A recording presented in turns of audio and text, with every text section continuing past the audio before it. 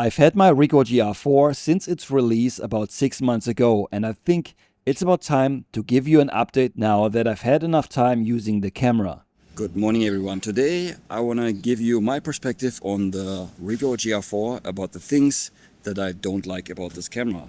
And this comes from a Leica shooter perspective. Usually, if you're not aware, I'm shooting a Leica Q3 and I have this camera since it got launched, and there's a few things on here that I don't like, and there's potentially one thing that might be an actual deal breaker. But guys, please keep in mind that there is no such thing as the perfect camera, and even though there's things on here that I don't like, that doesn't mean it's a bad camera, because I think in general, I think it's a pretty good camera. So let's get started. Now, the first thing that I don't like about this camera is the rear screen. I don't know what it is, but it's very reflective. It might just be the screen protector that I have on here, or maybe the fact that you cannot tilt it, so sometimes it's so reflective, it's really hard to see, and then I have to adjust the angle, and yeah, just wasting time is not ideal. This is more of an issue when shooting on a sunny day, especially if you are wearing a bright shirt, as you can see here.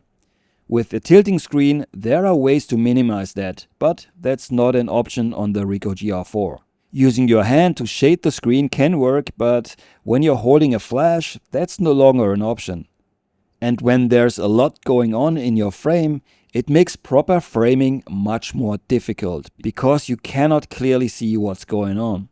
So, point number 2, and this also has to do with the screen, because when you use flash on here, and you underexpose, then sometimes the image that you see on the screen can be a little bit dim, especially if you're in low light situations, and this is not ideal.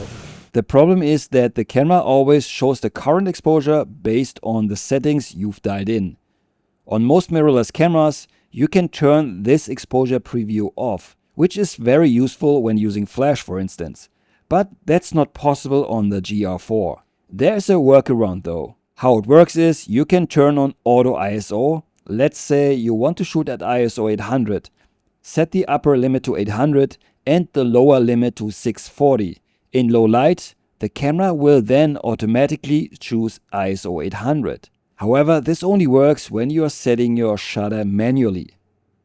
Still, it shows that it would technically be possible, but for some reason, Ricoh doesn't give users the option to turn exposure preview on or off. Now, since we're already talking about lacking features, one thing that is definitely lacking on here, that I wish it would be on here, is a viewfinder. A nice little EVF, because Sony can do it on the RX100 cameras, or I think the RX1, first one or second one, also had this weird viewfinder that popped up. So maybe if for some reason Ricoh, you can do it maybe on the next iteration of this camera, that would be awesome. Because sometimes it's really nice to have an EVF. My Q3, I use it once in a while, but when it's really necessary, especially on a bright day outside, it would be really nice to have.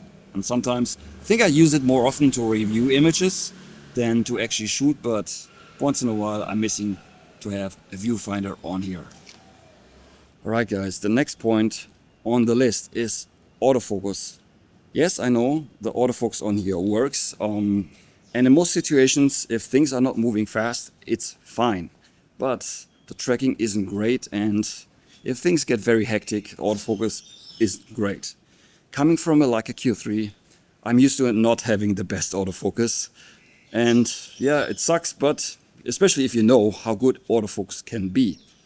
Now, the next point on the list has to do with using flash, which I typically do on my cameras. And the Ricoh GR is great, as is the Leica Q3, because both cameras have a built-in leaf shutter. However, there's a very not so pleasant limitation on this one. When I shoot the flash off camera, which is typically what I do, on here I can go to 1/1000th and it's fine. But if I go a little bit faster than that, the flash power or the flash output you will see in the image is greatly reduced. And if I go to 1/1600th, basically the flash will not show up in the image. And this is where I noticed a difference compared to the Leica Q3.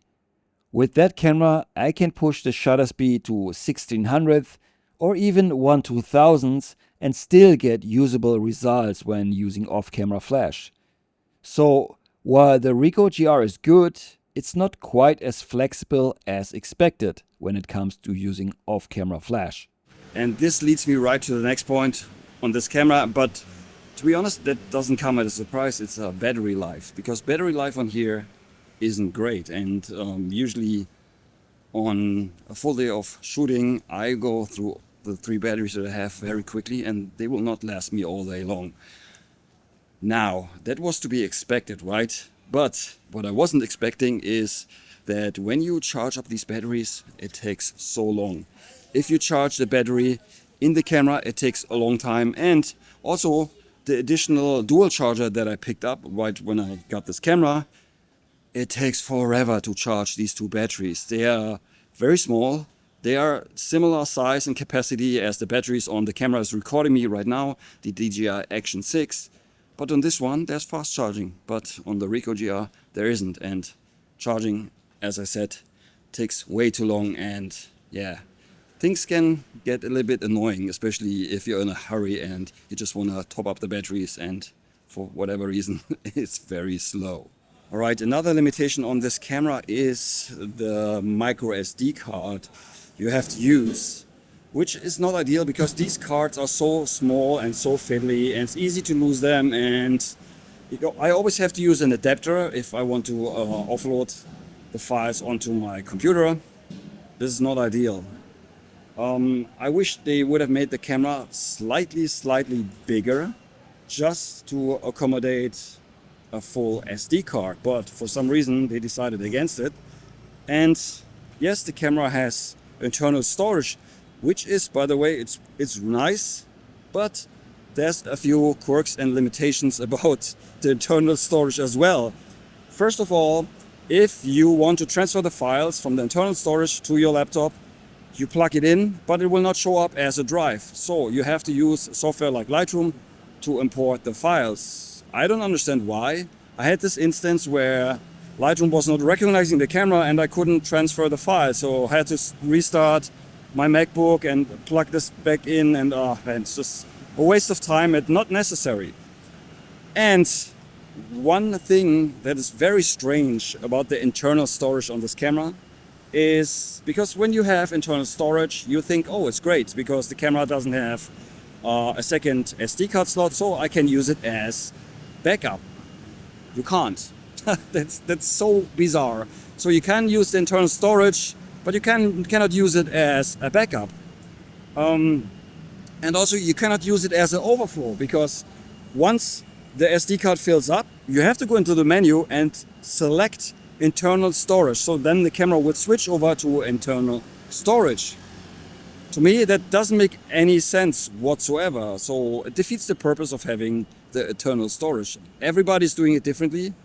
On this one, it's the worst implementation I've seen. So Ricoh, maybe give us a firmware update where we can change this. Maybe use it, the internal storage also as backup, or at least as sort of an overflow, which would be the bare minimum, I would think. All right, let's talk about the thing that bothers me the most, and that might be a jailbreaker for me and Ricoh GR4. And this might only apply to my copy of the camera, so be aware of that. But let me explain.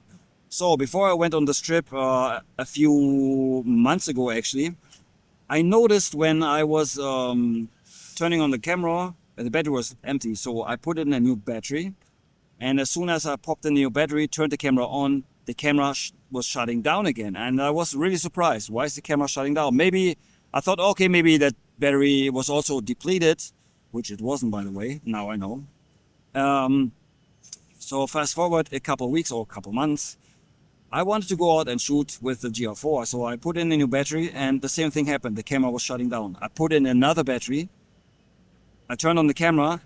The battery indicator showed full, and then 2-3 seconds later, it just went to empty and the camera was shutting down. And also the lens was still, so basically the lens was out and the camera was shutting down. So That was very strange. So then I was playing around and trying a few things, and then I realized, oh, the problem is the battery and the battery compartment. Now, just to demonstrate what the problem is here, putting in a new battery, trying to turn on the camera, but as you can see, nothing happens. The camera is not even turning on. Sometimes it was turning on, and then it shut down after a few seconds, but now it's not even turning on. Then I just put in this little slither of paper, a little bit thicker paper, turn the camera on. The camera turns on again, and it stays on, and as you can see, the battery is fully charged. And again, second time, it turns on just fine. No problems whatsoever. Now let's try again, and let's remove the paper.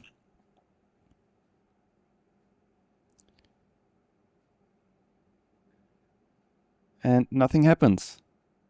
So the problem is, to me, is that there's not enough pressure on the battery, so the contacts on the battery don't have proper contact to the pins inside the camera, so that's why it's not working. So when I press in the battery with my finger, it turned on, but as you can see, it stays on now.